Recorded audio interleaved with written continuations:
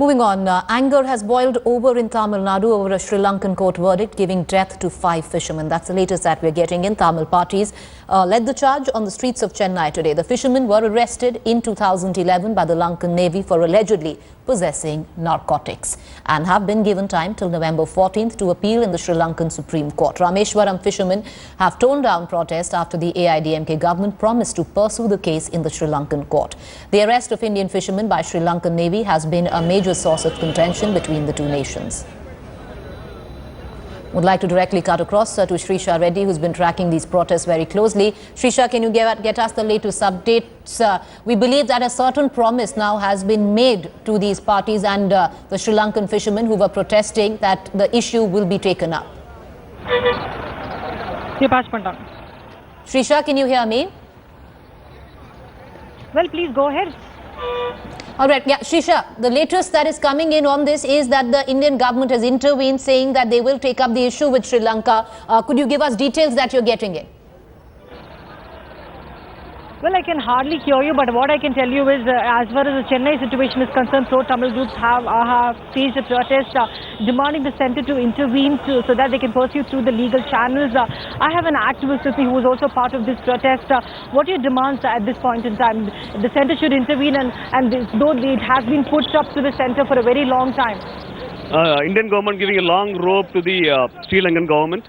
And we demand a clear-cut foreign policy based on the Tamil Nadu resolutions.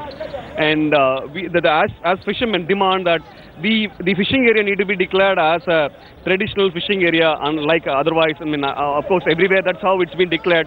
That's a demand. If they could be able to sign such a kind of treaty, these kinds of things will not happen. And we have the materials, we have evidences that Sri Lankan government is involved in the narcotics trafficking.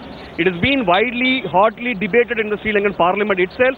There was one PMO note went to the Colombo port on August 30th for clearing up a consignment, which is a large yeast of heroin. 131 kg of heroin has been cleared. That's right. So now that the families of the fishermen have also been staging a protest in Rameshwaram, you have been doing that.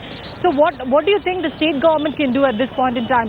Just writing a letter to the centre would do, or what can they do? Do you also think the centre has been neglecting the Sri Lankan issue for a very long time? See, in Indian democracy, state powers are not a clear one. They didn't have any powers over it. It's not a clear-cut democracy which has been prevailing here. The centre need to look at what is Tamil Nadu's policy.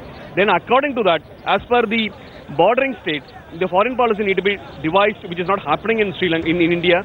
And they have been colluding with the Sri Lankan government. That's right. So it's a very long-standing issue as far as the Tamil issue and the Sri Lankan issue is concerned between India and Sri Lanka. So there needs to be some action that the centre has to push.